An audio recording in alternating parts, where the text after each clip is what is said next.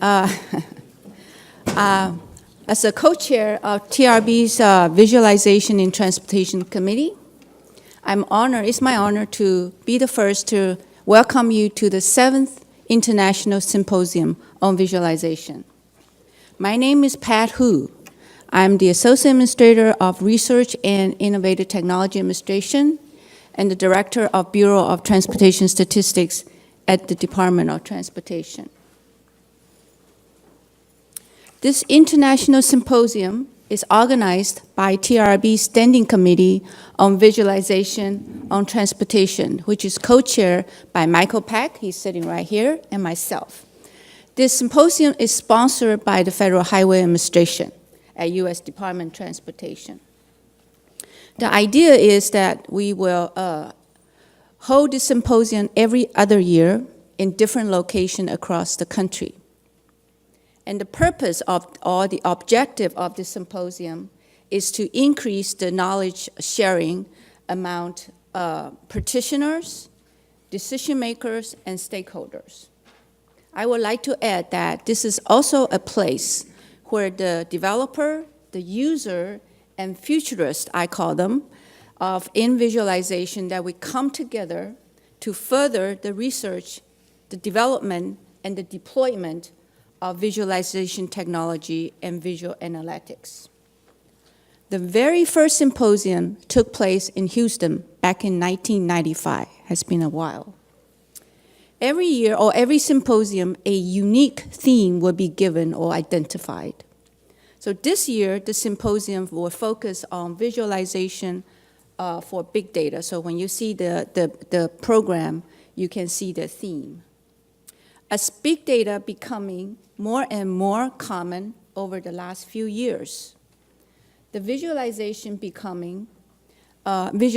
of big data will provide many exciting opportunities for transportation agencies and companies to better understand what's going on out there and to make better plan and more informed decisions. From that perspective, I'd like to offer a few examples of how we see the visualization can help answer. For example, can the visualization be used to examine and diagnose the big data qualities? Can visualization be used to explore correlations or identify relationship in big data? Can it be used to support planning, operations, and decision-makings, such as real-time traffic displays, comparative scenario analysis, what if I do option 1 versus what if I do option 2? Can I visualize the outcome? And can it be used to depict the performance measures? Can visualization be used to understand transportation movement and its consequences in terms of safety, energy, and environmental impacts? And finally, how can it be used to facilitate the involvement of the general public? Over the next few days, we try to capture in here or keep you in this beautiful Backman Center, and we would discuss and explore these and many other questions. This symposium would not be possible without the support and contribution of many organizations and our planning committee. In addition to the Transportation Research Board and Federal Highway Administration's support, I'd like to take this opportunity to recognize the financial support of Autodesk, Bentley Systems, Center for Applied Transportation Technology Laboratory at University of Maryland, CAT Lab, ESRI, Ateris Inc., RDV Systems, Stamen, Tableau Software, and VIS, VDC. So I'd like you to take some time or spend a lot of time, in fact, spend it in the atrium out there. Each one of them will have a booth set up for you to share your lessons or their lessons with you. Last but not least, a big applause go to the member of our planning committee for their dedication and perseverance. They have worked very, very hard, very long, for more than a year. We start planning this symposium more than a year ago. We often meet on a weekly basis. And I'd like to recognize them, and when I finish reading their name, I'd like them to stand up to be recognized. Rob Rennick, Iteris Inc. co-chair. Kevin Stewart, RDV System, co-chair. Fran Bro, Teach America. Stephanie Kamen, Parson Brinkerhoff, and unfortunately Stephanie cannot join us today. Joe Moyer, Federal Highway. Michael Peck, Cat Lab, and Bernardo Kleiner, TRB. And if you can stand to be recognized.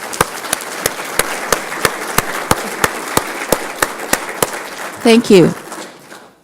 And of course, this symposium is not possible without the TRB support. So when you go out and when you see Frida Morgan, say thank you. Okay, without further ado, let me welcome my co-chair, Michael Peck, and he has some remarks to share with you. Can we switch to this machine, please?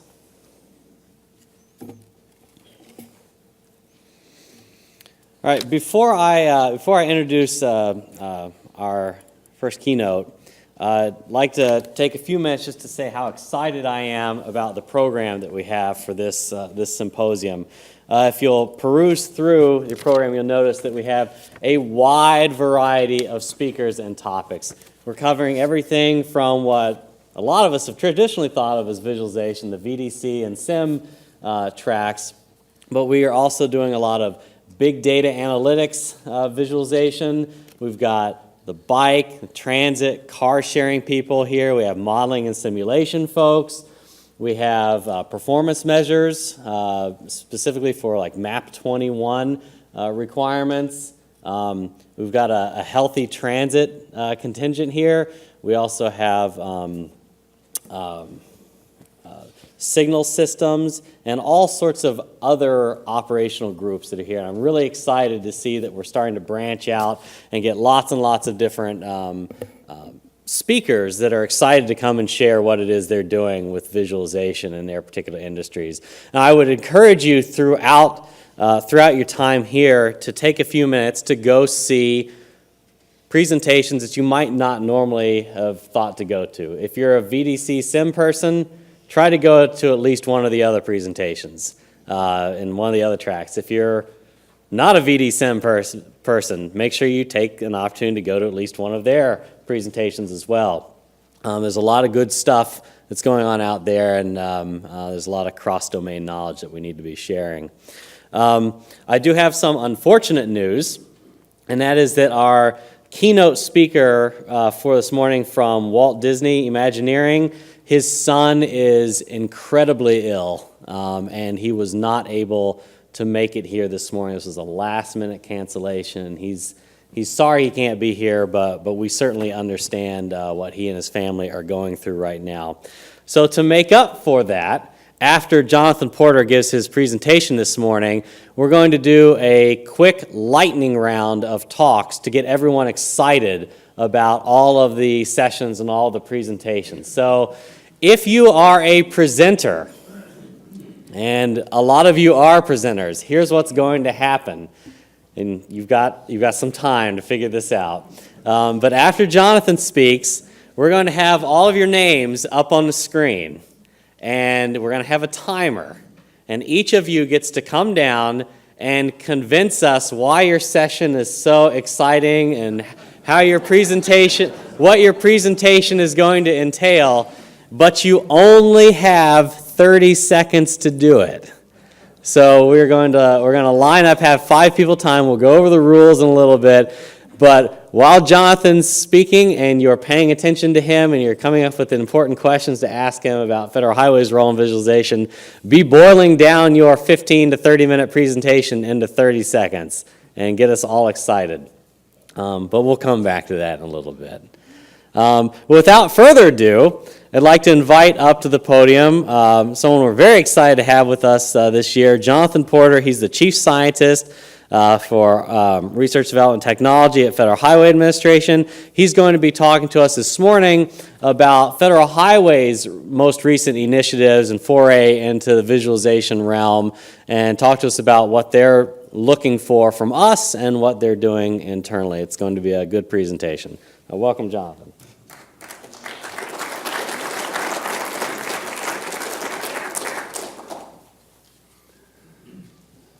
Well, good morning. On behalf of Federal Highway Administration, I'd like to welcome everybody to the symposium. It's our pleasure to once again this year be able to co-sponsor this symposium on visualization and transportation. And I think it's a testament to our commitment and the importance we place on the topic that in the, call it uncertain environment that exists in Washington, D.C. right now, we're still able to provide support and have some people come out and participate. I feel very fortunate this morning that I don't have to spend 30 seconds convincing you to listen to everything else that I have to say. But I would like to note that when I was trying to pull together what I would consider to be a keynote talk, it was very difficult to try to boil down the slides to a set that I thought were appropriate. And it was eye-opening to me just to understand and see the breadth of the activities that we have going on even within Federal Highway Administration. And so it makes it a challenge to try to talk about all of it, but it's very exciting in the sense that we have a lot of things that are happening. So just a quick outline. It looks short, but there's actually a lot to it. I want to talk briefly about some challenges and opportunities around visualization. Then I'll spend a fair amount of time, the bulk of the presentation is talking about our activities with visualization and FHWA. And then I'll talk about some of our, call them key initiatives, but things that are sort of important to the administration and the agency, and where we have some visualization activities going on that maybe get a little bit more press than some of the others. So first, highway industry challenges. This is broadly across the highway industry. We're being asked to accelerate project delivery. It takes an awful long time to put a project into place, and we're being asked to shorten up those delivery timelines. At the same time, reduce costs, and you know that's a challenge to do both of those. We're really trying to focus on the entire life cycle, and there are visualization challenges and opportunities in each one of those phases of the life cycle, starting with planning, real estate and right-of-way, environment and permitting, design and construction, operation and maintenance, and ultimately even maybe disposal of parts of our highway system. We also have a lot of visualization activities in our research and technology development and transition programs, which aren't directly a part of the project delivery process within the agency, but certainly facilitate that as we transition new technologies into the mainstream. And then lastly, we see a challenge in the vast quantities of data that are coming our way now, and Pat mentioned this a little bit.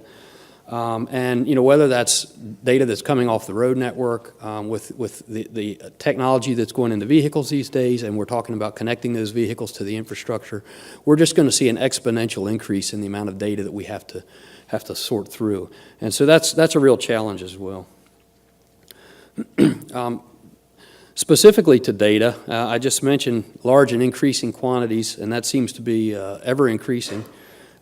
We have some problems with standardization of data, and the more we get, the harder that becomes, and the harder it is to work around non-standard data. And so we really want to spend some time trying to get in front of some standardization activities, and that's not necessarily our role within Federal Highway Administration, but we want to advocate the importance of doing that to the industry writ large. Also, I think automation is a challenge as we get more and more data and larger volumes of data.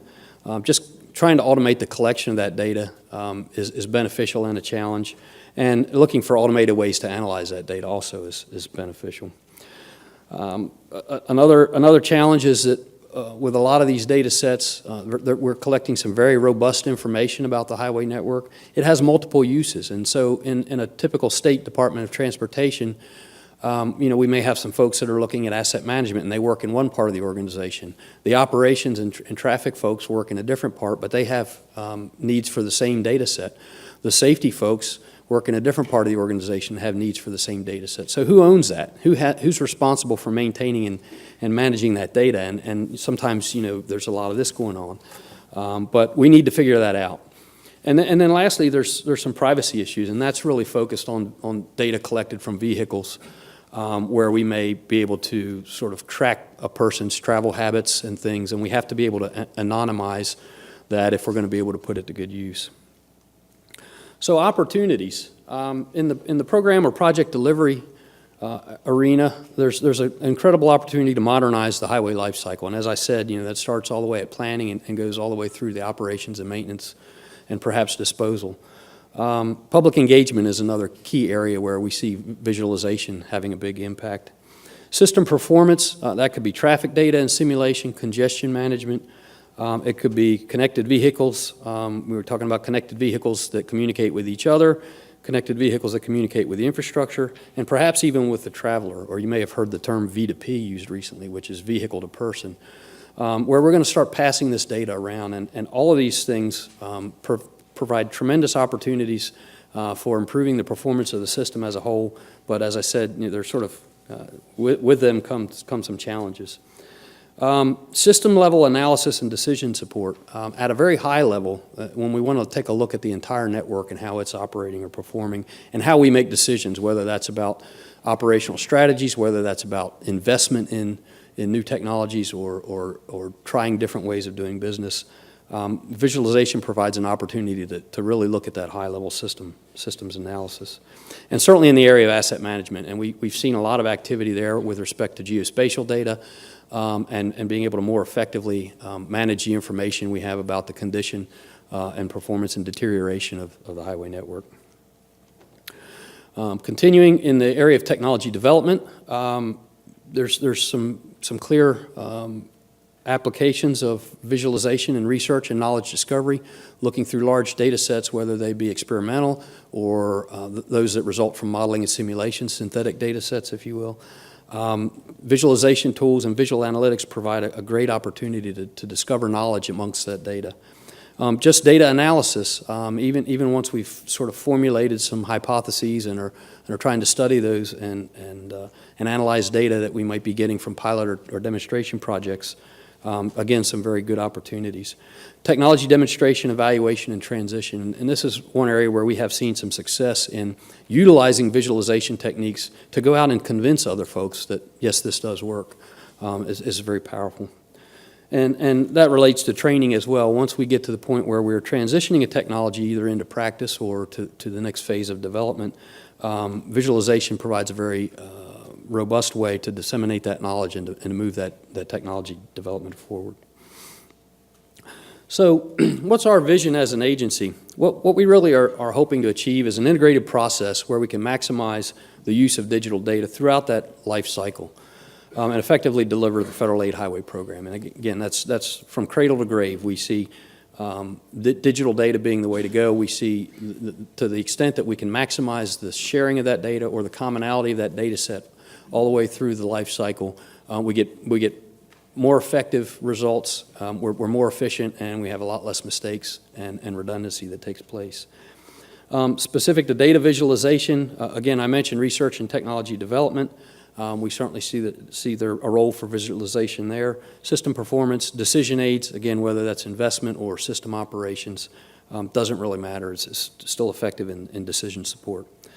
And this is really aligned with AASHTO and the industry, and we've spent a fair amount of time talking with AASHTO and industry organizations to make sure that we're all on the same page as we move forward, because we can't do this alone. That's clear, and I don't believe that AASHTO or the state DOTs can do it alone, and I don't believe that industry can do it alone. So this is a graphic. I know it's kind of busy, but it sort of depicts how we look at the life cycle now. And we start out with planning, we scope, we get environmental approvals, we acquire the right-of-way, we design, construct, inspect, then we operate and maintain, and then we have sort of a collection of programs, safety and asset management and things up in the 10 to 11 o'clock range of this wheel. And the idea is that we have processes and data systems in the middle of the circle that support each one of those phases, but there's not much connectivity across those. And so we get to the point where we may do a very robust design, but we don't typically pass that off to construction yet. And so there are these points where we sort of toss something over the wall, and it's not very efficient, and that's what we want to try to change. So what we want to do is, and this is sort of an example of trying to grow that, but we want to have this space in the center of the circle where we start to use that same data. So we start out with a GIS model, maybe in the planning phase, to look at corridors or alignments. We put together a systems model so that we can help go get our environmental approvals and start to look at right-of-way acquisition. And then, right through virtual design and construction where we have the designers handing off a model that's stamped digitally to the construction folks who are using the exact same data to go build it with automated machine guidance. Our QA/QC folks who are doing inspections are looking at the exact same model. That gets passed to the folks who are going to operate and maintain the system as well. So everybody's working from a common data set. And over time, we hope that confluence of common data in the center would continue to grow as we move forward. And again, just as an example, we have some good tools in some of these areas now, but what we want to do is try to connect those and to integrate all of these together into one life cycle approach. So I'll move into visualization efforts that are ongoing at the agency, and as I said, there's quite a list of these. I'm going to try to just hit some high points. But if you have any questions, there's about 8 of us from the agency that are here this week, and we'd be happy to try to answer questions, at any time. So in this loosely goes through sort of that project delivery life cycle. So starting with planning, we have a website that the Office of Planning, Environment, and Realty maintains on visualization for transportation planning, and this is the URL is there. It's been around for a while, and it's really based on scenario planning and how we utilize visualization in the planning construct. Just an example of some more opportunities. This performance-based planning and programming guidebook just came out in September, and these are the items that are included in that guidebook: recommendations for visualization, developing goals and objectives, selecting performance measures, identifying trends and targets for your performance measures, identify strategies and analyze alternatives, develop investment priorities, and linking planning and programming. And aside from the recommendations for visualizations, the ones with the asterisk we really see as high value added if we can start to utilize some visualization techniques with respect to putting this performance-based planning and programming into play. Another planning example, we're starting to do a lot of work in mega region planning. And so what we're doing is we're looking at larger planning areas. They're more complex because they cover a larger geographic area. They're more complex because they cover a variety of conditions within that geographic area. And so we're increasingly using visualization techniques in these mega region planning seminars. Moving to design visualization, so this is really at the beginning of the design phase. Again, we have a website that's maintained by Rich McDaniel in our Eastern Federal Lands Highway Division on design visualization. It's a very good resource. It's one of the most visited pages in all of FHWA. And there's a wealth of information there, again, a URL at the bottom. And we can give this information to you later as well if you don't get it. And this is just an example of where they're headed. They're fully integrating 3D design capabilities now within the Federal Lands Highway Divisions. And in a very detailed way, not just looking at sort of early project approval visualizations where they want to see what a bridge is going to look like in the national park, but all the way down to placing girders and things on the bottom of the bridge, and that's all integrated into one model. So it's not a separate snapshot or raster image that looks nice for your public engagement, but it's an integrated model with all of those dimensions included. They're developing specifications for these models. They've selected a couple of them, I think 3 demonstration projects. They're doing some training for their designers to start to work in 3D, and they're going to be evaluating these pilot projects and trying to look at some return on investment. Moving to the safety arena, we're utilizing 3D visualization for road safety audits. These are sort of a formal safety performance review. A team of folks sits down and looks at an existing roadway design. It could be proposed changes. It could be a proposed new roadway. It can happen at any time in the project life cycle. But the idea is that they sit down and they look at sort of the safety implications of that design and suggest improvements or changes.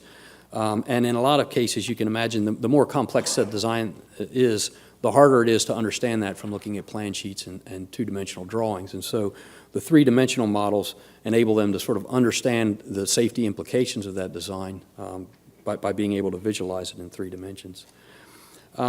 These are sort of examples where this is advantageous, large complex projects, a lot of grade change, innovative or unusual designs that folks aren't as familiar with, inaccessible locations where it's hard to go visit, the project site, or where you're going to have a lot of public involvement and you want to be able to demonstrate that to the public in an easy way.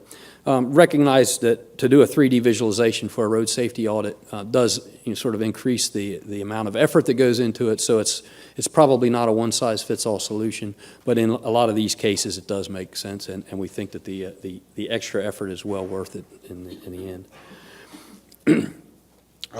In the highway policy information area, this is a snapshot of the Policy Information Office. This is not a website devoted to visualization, but I wanted to show it because it's a place where we collect a lot of statistics about the highway network. And you can see on the right-hand side that we have a map. So we're now displaying a lot of this state statistical abstract information in a geographically or geospatially referenced way, as opposed to in tabular form or other ways of doing that. So this is the front page of the highway policy information. There's a wealth of information there, and they're utilizing visualization techniques on the front of that website. Our policy office is also working on integrating some databases. This is an example of that, where we're looking at an integration platform in the middle of the slide. We have the National Bridge Inventory up in the right-hand corner, which is condition information and a lot of information about every bridge in the United States. Information is maintained in a very awkward and sort of 1960s design database. And if you don't know how to count columns, and if you don't still have a 22-inch wide dot matrix printer, it's kind of tough to sort through it. So we're working on ways to integrate that along with the Highway Performance Management System down in the lower right, which is how we sort of keep track of the conditions and performance, and that relates back to how the Federal Aid Highway Program money gets allocated. The RADS in the lower left is the Recovery Act data system. We're trying to integrate that in as well. And then up in the upper left is FEMIS, which is where we sort of keep track of all the apportionments, obligations, and the funding side of the federal aid highway projects. So they're working real hard on, again, trying to integrate this to make it more effective. You gain some efficiency by having these integrated seamlessly as well.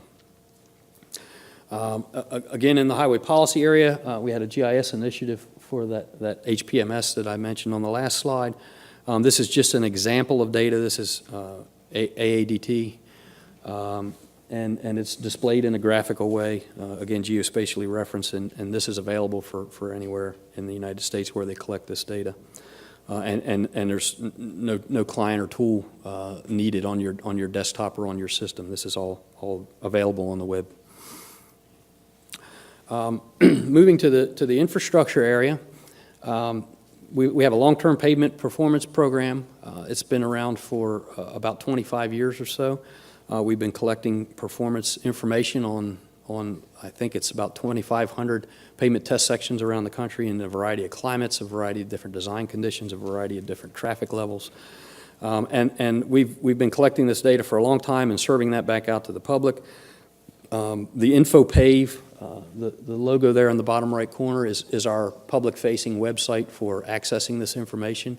And we're spending a lot more time trying to streamline that and make it easy for people to get to the data and understand it, rather than sort of data management and the structure of the incoming data at this point. We kind of have refined that pretty well, but we're really focused on how can we better serve primarily the research community who is looking at this data. As a complement to the long-term pavement performance program, we've started a long-term bridge performance program. It's been around for about 5 years. And in that 5 years, we've spent a fair amount of time trying to figure out how we should go about doing this. We can't collect information about the performance of all 600,000 bridges in the country, so we have to figure out how to cluster and distill that down to a representative set. Again, we're interested in different climate, we're interested in different traffic levels, we're interested in different types of construction, and so we spent a great deal of time doing some pilot projects to try to understand how we can collect a representative data set. It's still quite a massive undertaking, but we've had some success there. And the focus of this, again, is on long-term performance. How do we better understand deterioration and the condition of our bridges? And just this is sort of a graphical representation of that data collection plan.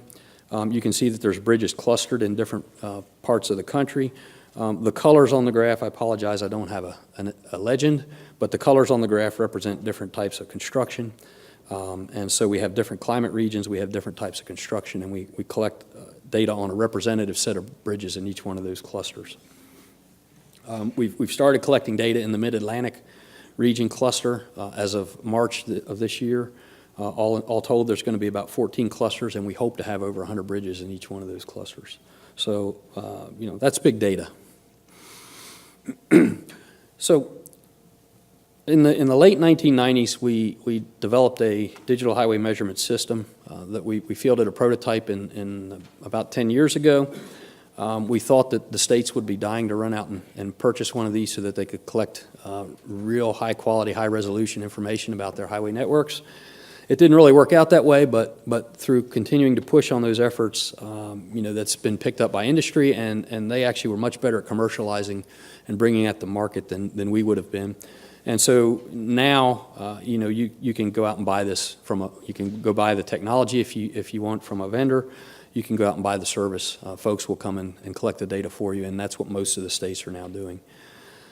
So this is an example of technology development that we did that sort of, turned into, industrial suppliers.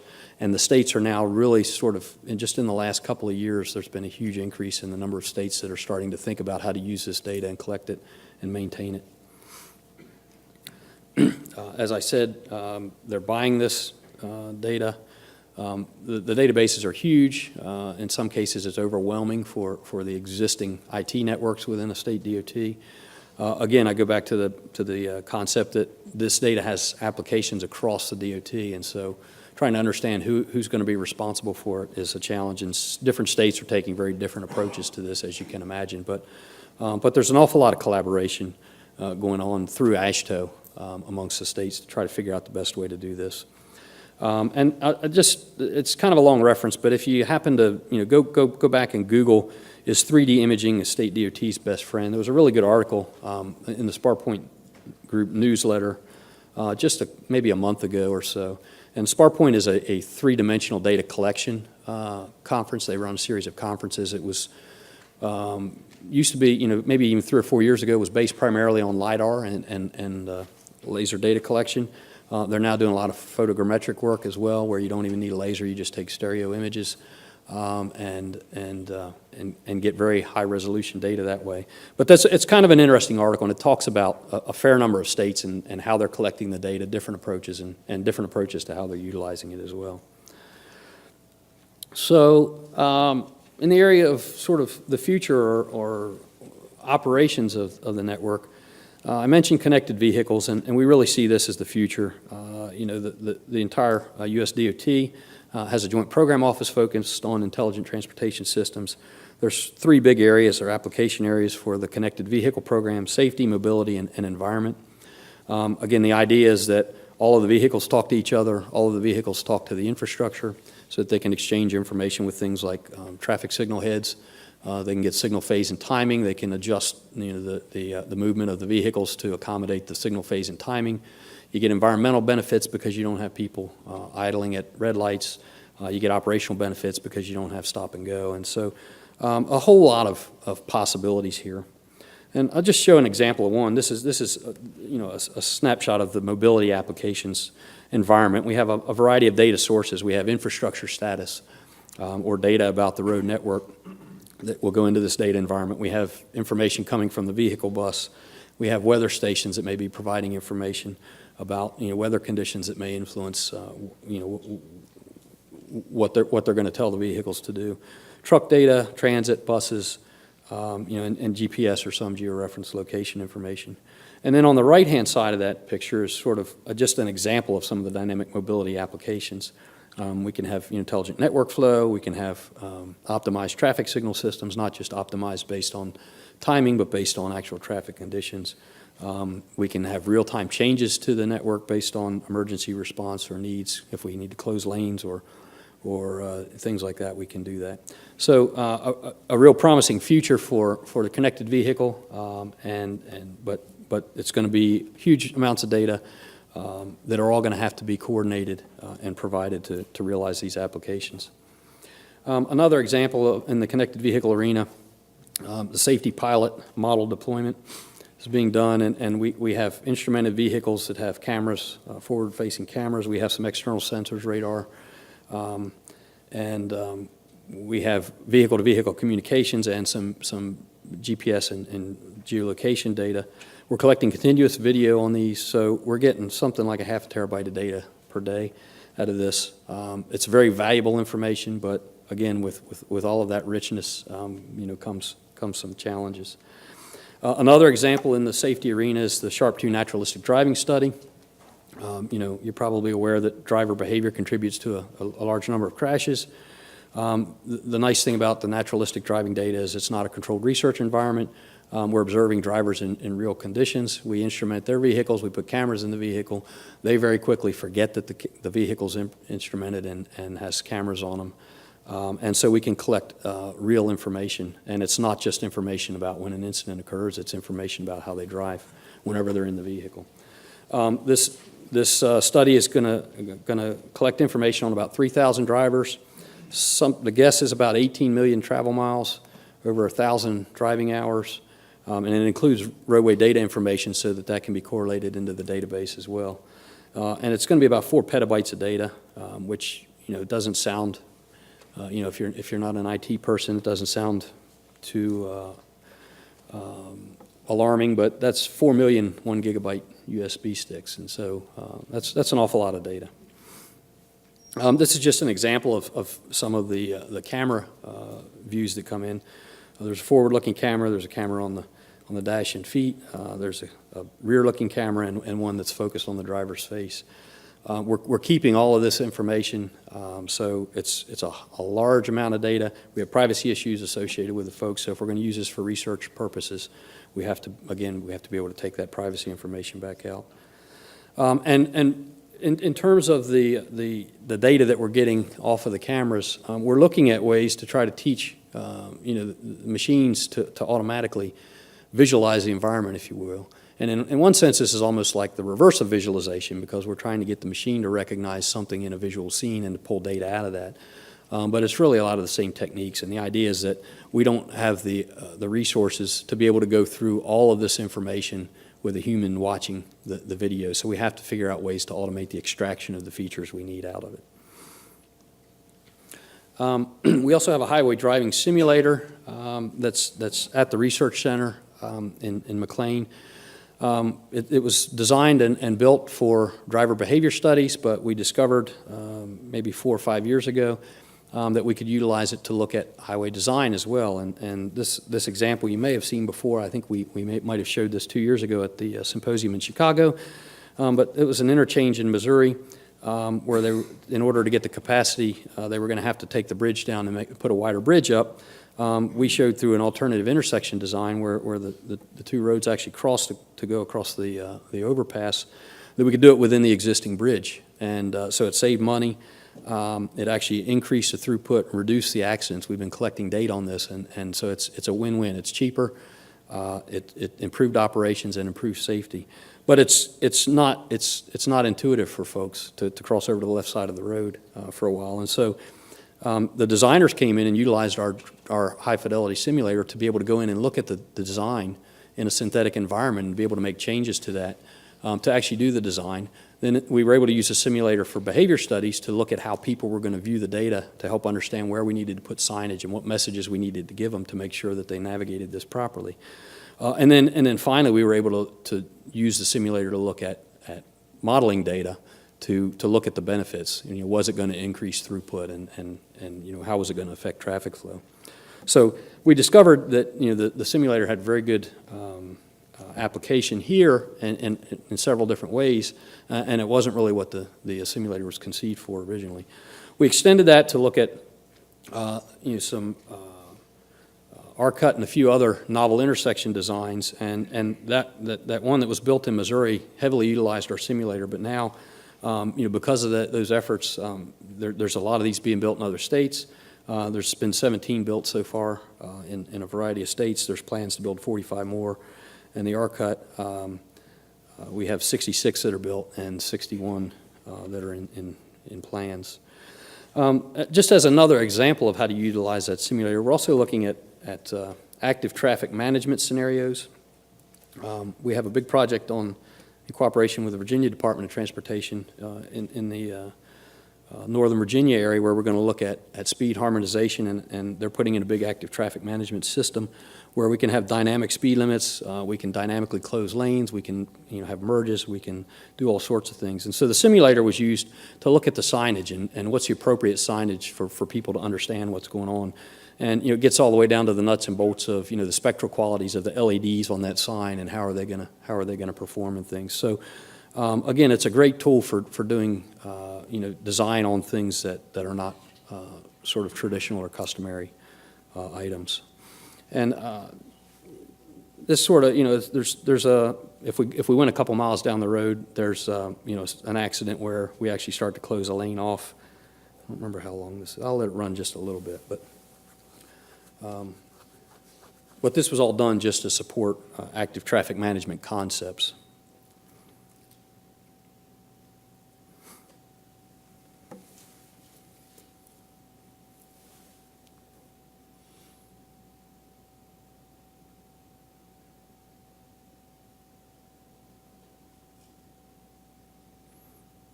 So there's just an example of, you know, different ways we can display that information. Okay, moving on to key initiatives. For those of you that were at the symposium in 2011, you probably remember that we'd formed a visualization working group within the agency. It's about 3 years old now. We have representatives from across the entire agency. We provide leadership and advocacy, or at least we try to, for visualization and innovative data analysis within the agency. We coordinate visualization efforts across the agency. Just based on what I showed you today, I think you can appreciate the breadth of things that are going on. And as Michael noted, you know, with an expansion of what we're paying attention to, really from the, you know, the virtual design and construction into data analysis and a whole bunch of other areas, it's good to have a group that's talking to each other to coordinate all those efforts. We're also doing some collaboration. We have some initiatives that we've funded with some discretionary money to try to advance some visualization things. And we sort of serve as a focal point within FHWA for collaboration with the TRB committee as well and other external partners. So real quickly, I'll go through. These were 4 initiatives that we funded about 3 years ago. They're all complete now, but I just wanted to show you a snapshot of each one. One was visualization of the National Household Travel Survey data. And that's data that's collected about people's travel habits. We have a visualization tool that can go in and extract different sets of information from that and draw maps and heat diagrams and things to make it much easier to understand that data. We also had a best practices in GIS-based asset management, where we worked with a lot of the state DOTs to look at best practices and sort of pull some of these tools together. The third one was advancing strategic opportunities for data visualization, and this was really an attempt to look for holes or gaps in what we were paying attention to look for, you know, ripe opportunities that maybe we hadn't realized existed.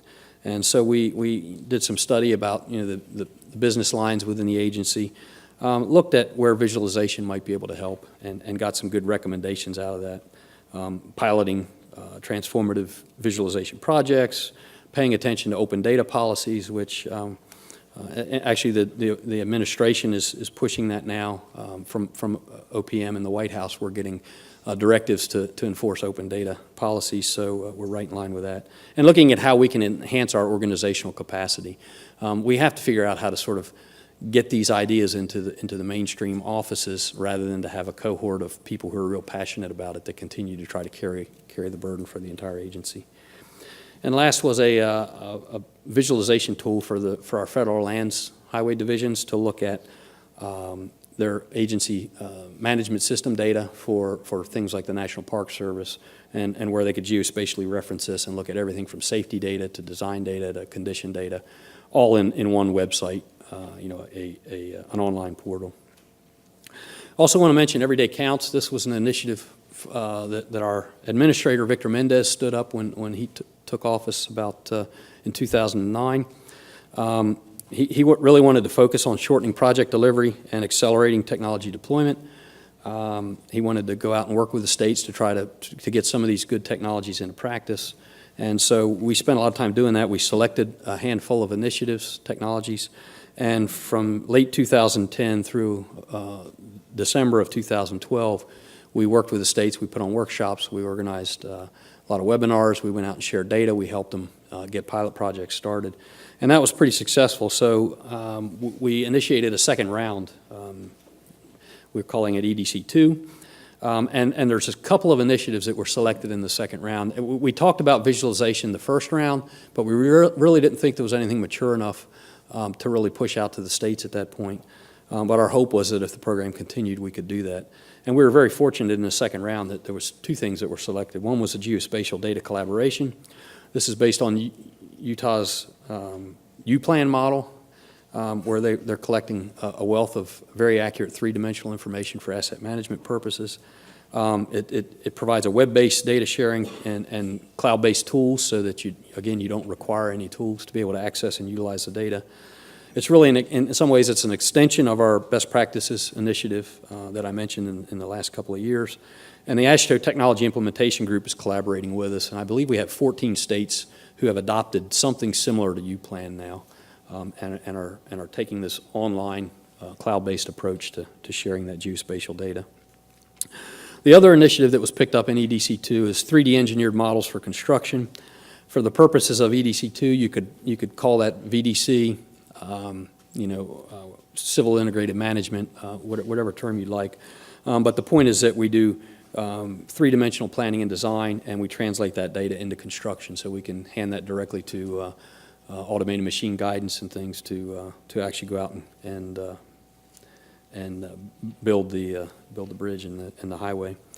I should back up a little bit. Prior to this EDC2 initiative that just got started in the last 12 months, we had an effort with AASHTO, with Associated General Contractors of America, with the American Road and Transportation Builders Association, and Federal Highway Administration to look at civil integrated management, virtual design and construction. And there was a letter that was drafted out of their joint committee about 3 years ago to Federal Highway Administration asking for some help on this topic. And of course, we had already been talking about the fact that this was a good idea, and we wanted to figure out how to advance it. So we were working with them, trying to figure out how to share the data, looking at how we can develop models that can be utilized all the way through construction, and how do we get DOTs, designers, and the contractors all to collaborate. So a lot of the groundwork was laid under this effort with those three organizations that enabled us to get the 3D engineered models selected as an EDC2 initiative. And just an example, under the implementation plans for EDC2, we set targets and we track states that are either employing the technology or innovation, as well as those who are considering it. And this is an example of where we have commitments from the states to look at 3D engineered models for construction. In the future, we're working towards a national website that is anticipated to go live in December. For the time being, you may recognize that URL is a design visualization website that our Federal Lands Highway Division hosts, and so we're collecting information there, but the idea is that we'll have a national website around the end of the calendar year. That was a request out of a lot of the initial workshops with the states that they wanted a clearinghouse for information as they move forward. We're also looking at a technical support services center, again, to answer specific questions from states, local public agencies, and industry, design and construction. There's been quite a handful of webinars and workshops, some of those web-based webinars. Others are workshops where we have regional workshops where we'll find a particular state that's interested in hosting one on 3D engineered models. I know we've done one in Oregon, New York, Florida. I believe there may be one or two others. There's some work going on that New York State DOT is looking at putting together some tech briefs on the steel bridge fabrication, and Iowa DOT is working on some implementation manuals that we hope to have available by midsummer next year. I have to mention MAP 21. We had a new authorizing legislation last summer, and there are specific references to advanced modeling technologies in MAP 21. Section 1304 on innovative project delivery methods specifically references digital three-dimensional modeling technologies as an innovative project delivery method. Doesn't prescribe anything, but it does recognize that, and I think it's good to see that in the legislative bodies over on Capitol Hill, they understand this and are paying attention and support what we're trying to do. And then in Section 1503, project approval and oversight, the quote is there: the Secretary shall encourage the use of advanced modeling technologies during environmental planning, financial management, design, simulation, and construction processes of the projects. And it does specifically identify 3D digital modeling. These are the goals listed. The legislation reads like a lot of legislation. You get turned in circles if you try to make sense of the whole thing. But the goals listed there are accelerate and improve the environmental review process, increase public participation, enhance the detail of project designs, increase safety, accelerate construction, reduce costs. Sounds just like all of the objectives we already identified. So we're kind of excited to have acknowledgement of this from Congress. I want to mention an event that happened in May of this year, which we referred to as Datapalooza. This took place at US DOT headquarters. There's Michael Nesbitt from Federal Highway Administration was one of the leaders of putting this entire event together. And the purpose, correct me if I get something wrong here, but the purpose was really for us to be able to understand tools and technologies that may be available from the private sector or academia to help us with implementing performance-based programs and performance-based management, as well as for us to try to demonstrate our needs and to talk about policy objectives and things that we had so that people could understand where we're headed with respect to performance-based programs that are prescribed by MAP 21. And we're going to have an event again next year. I think it's going to be in June next year, and in collaboration with another meeting in the Washington, D.C. area. So stay tuned for more on that. Just a quick snapshot. This is a whole list of folks who participated here. We had about 200 participants from DOT headquarters, 37 presenters, and about 23 exhibitors. So a very successful event for the first time around, and we look forward to increasing the effectiveness of this in the coming years. I want to just mention quickly that we have about a half a dozen or so presentations this week. You'll hear 30 seconds on each of these in just a minute, so I won't say anything more about them. But these are either authored by FHWA folks or supported in some way, either with technical support or assistance or financial support from FHWA. So, quick summary. As I mentioned, there are some challenges, but the companion to those challenges is that there's lots of opportunities. We feel like in Federal Highway Administration, we've made lots of progress in several areas, particularly the VDC arena, and we're continuing to gain momentum. So it's a real exciting time to be playing in this space. I'm convinced and believe that this is going to require partnership and collaboration amongst all of us, federal, state, local governments, academia, and industry. If we don't all work together on this, it's going to be tough to implement it because we all have a stake in the entire process. And as I said, the real benefit and the value to the highway transportation system comes when we integrate it across that life cycle. And we can't do that if we're working pieces of it. With that, I'll close. Here's some contact information for me. Joe Moyer, who was on the steering committee for the conference, works in our office as well. And we have two folks who are leads in the visualization working group. Rich McDaniel is really our VDC, our design person on the working group. And Adela Santos, who works in our policy office, is really the heading up the data visualization side and data analytics. So there's some contact information. I'm happy to take a few questions if we have time, or I'll get out of the way so we can start the lightning round. Take a couple